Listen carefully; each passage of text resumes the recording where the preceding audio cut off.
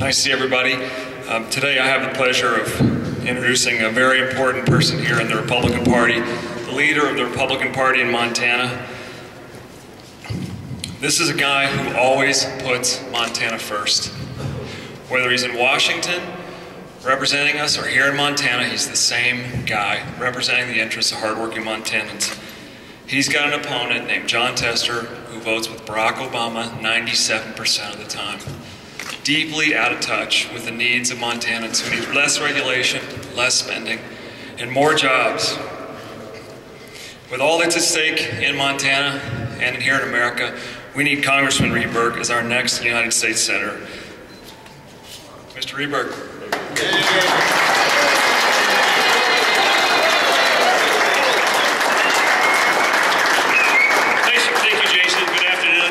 It's nice to be standing in front of such a great group of individuals who are willing to take time out of their busy schedules to be citizen legislators up in Helena, Montana, and that's important.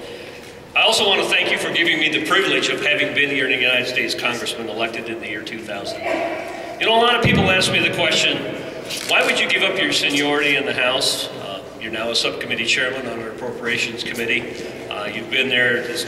I never take the seat for granted. I want to earn your respect and confidence every 2 years. But they say, why would you give that up? And I very honestly tell them that, frankly, I have no choice. That Barack Obama and Jon Tester have given me no choice but to run for the United States Senate. The people of Montana have not had an alternative in the United States Congress for a number of years. We have two guys that do, in fact, vote with Barack Obama 97% of the time. And when you think about what's occurred since January 1 of 2007, when Jon Tester took that seat in the United States Senate, our debt has almost doubled. We have seen a stimulus that was a government solution that did not work. He was this deciding vote on the president's health care reform. If you think it's controlling health care, talk to your boss or talk to your employees and ask about health insurance and ask them, has it in fact done what it was intended to do? And the issue is not. Jon Tester says he supports the Second Amendment. And yet what's more important than the confirmation of the Supreme Court justices in Washington, D.C.? The last two have been anti-gun. If you don't believe it, look at the decisions they make. So ultimately, when you want to talk about what's going to turn Montana around, what's going to turn the nation around, what's going to build a more secure future for the people of our communities, our state, our country, what's going to return the pride back internationally in Washington, D.C., and here in Helena, it's changing the United States Senate, the majority, kicking Harry Reid out, coming up with a new president that clearly understands that you cannot spend your way into prosperity, that there are two solutions, two avenues, two directions to go. One is a government solution, and the other solution is trying to get out of the way. We do need government. There's no question about that. But to what level? You know, there are those that do not want to be controlled from the left. There are those that do not want to be controlled from the right. In fact, there are those that do not want to be controlled from the middle. We want freedom. We want to be left alone. And that's what I think those that are standing behind me and I stand for, is get government out of our way. So when you see Occupy Wall Street, that's why we had rallies around the state called Liberate Main Street. It's all about taxation and regulation and litigation.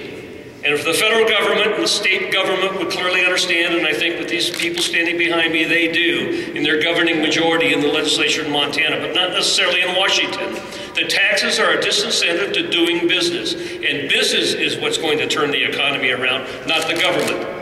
Their solution was a one-size-fits-all solution of government spending. Ours is get government out of our lives and let an opportunity for our small business to flourish and grow. So I stand on my record. There's going to be a lot of interesting debate occurring over the course of the next few months in this race. But ultimately, I believe that I will be successful in being the next United States Senator for the state of Montana because of the things I believe in, and that is, in fact, faith and family and freedom. You hear other candidates around the nation talking about that very thing. If you think about the races coming up, there's a lot of similarities to 1979 and 1980 when Ronald Reagan was running against Jimmy Carter. If you think about it, what Ronald Reagan said is, I'm running against Jimmy Carter because under his philosophy and his Congress, if it moves to exit, If it still moves, regulate it. And when it finally quits moving, subsidize it.